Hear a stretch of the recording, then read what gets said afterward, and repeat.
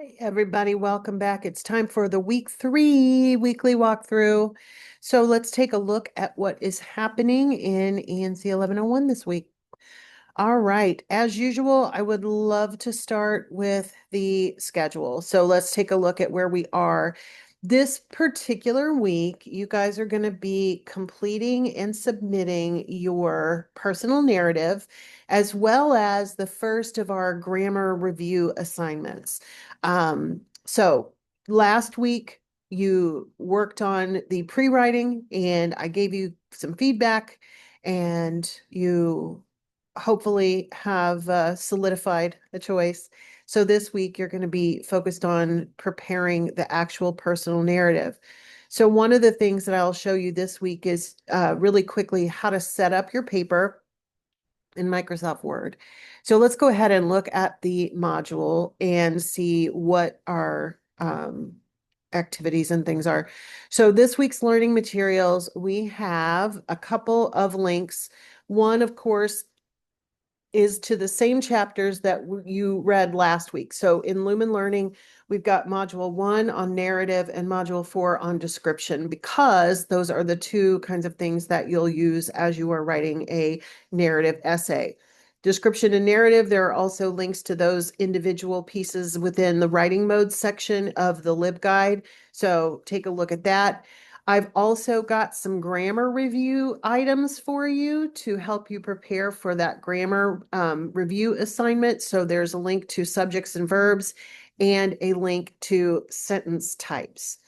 So the next thing, of course, will be the personal narrative essay. We've already gone over this assignment last week because, of course, you did the pre-writing for it last week, but I do want to show you how to put it together.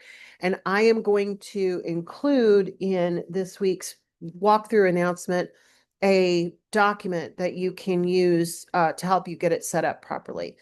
We will not have any research on this particular paper, so you won't need a works cited list, but you will set it up in MLA format. And so I'm going to give you some extra help with that as we navigate this. So let me open Word, and I'll need to reshare. So you may be using Microsoft Office 365. You may be using Google Docs. If you, like me, have a Mac, you may even be using Pages. MLA format is really pretty straightforward, and most of the kinds of word processing programs that you might use will have some sort of a template that you can use. I will walk you through how to create it here, but then I'm also going to save this for you and you can use it as a template. One of the first things to keep in mind about MLA format and also APA, which you may use in other classes, is that everything is based on plain double spacing. So one of the things that you'll want to do, depending on the version of Word you're using, is before you do anything else, if you will click on this button right here that says no spacing, that is going to take out any of the weird formatting that Word kind of puts in automatically. So what that's done is that now we are in plain single spacing and we want double spacing. So we're going to go to this icon on my Mac. Yours may look a little bit different, but they all kind of have that same feeling to them that this is showing you the line spacing. So we're going to choose 2. You can also choose line spacing options. Make sure everything here says 0, and then you can make sure that the line spacing is double. Okay, so click OK. Now, many of your instructors are going to insist that you use Times New Roman in 12-point font for all of your papers. So we are going to change that from the default. Now, personally, I don't have a problem with you using whatever the default is, depending on where you're getting it. It may be Aptos, it could be Times New Roman. There's a lot of different things that have been chosen as the defaults. I don't have a problem with default, but I know that a lot of faculty members will insist that you use times 0 and 12. So I'm going to change it that way. The version that you've got is already set up that way. The next thing we need to do is insert the header. In MLA, we use the header feature, insert, and then we want to choose page number first. So we're going to click on page number and insert it at the top of the page on the right-hand side. You do show number on first page as well. Okay, so, okay, why didn't you do it?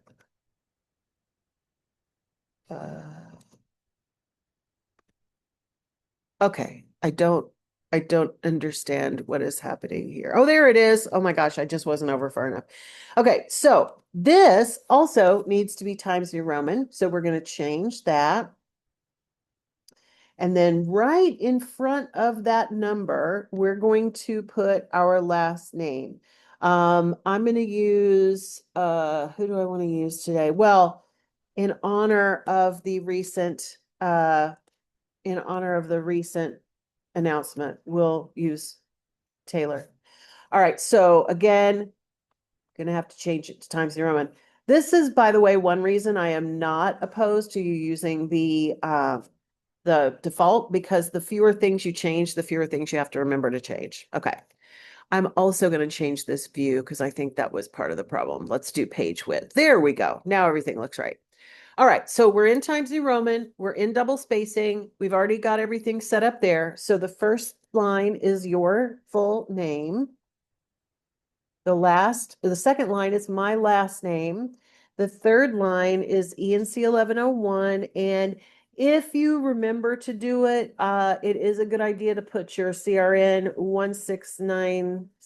Wait, I just lost it. 16796. I'm close. 16796. If you don't do that, not a big deal. I only have one section of ENC 1101 with you with Valencia, so not a big deal. I will know who you are, but it's a good practice to get into. And then we'll have the date. Now, I am recording this way before this first paper is due. And I really prefer that you use the date that you're working on something rather than the due date, but most people put the due date. This particular paper is due on September 7th, so let's do that. We're going to put 7 Sept 2025. MLA likes the British date with the day, then the month, then the year. Then you will not need commas. You can spell out September if you want to, but you do not have to. Next item is the title. So we're going to click the center button and we're going to create a title, My Life in Missouri. I don't know. Taylor's never lived in Missouri, but she might now. Kansas City is in Missouri. What? Okay. Anyway, a little bit distracted with Taylor and Travis. It's a very, very fun time for me. I grew up as a lifelong Chiefs fan because my aunt had season tickets, and even before they were good, I really liked them. So anyway, all right, now we go back to regular alignment and we're going to type our essay. Now, when we type paragraphs, we're going to hit the tab key and we're going to write a paragraph. Now, paragraphs are going to be sometimes wildly different lengths. When we are writing typical essays, they're going to be about 5 to 7 sentences apiece. It may be very different in this narrative because we may have dialogue. In fact, I'm going to include some so you can see how you would use it. My friend Joe said, and we would put the quotation here, let's get Taco Bell. Not a great quote, but there's a quote. You would then have the rest of the paragraph. And if somebody else says something right after Joe says, let's get Taco Bell, then you would need to go ahead and change the paragraph and start a new paragraph. And you can then say, I said, ew, gross. I really don't find Taco Bell gross, but just, one of the things I want and why I wanted to put that something like that here is that when you are writing dialogue, it does need to be realistic. Most people do not speak in proper English in their in their in their conversations with friends. And so anyway, we'd have the rest of the paragraph, et cetera, et cetera. Now, this paper will be 3 full pages. Okay. When you keep typing, and I'm just gonna put in some stuff here,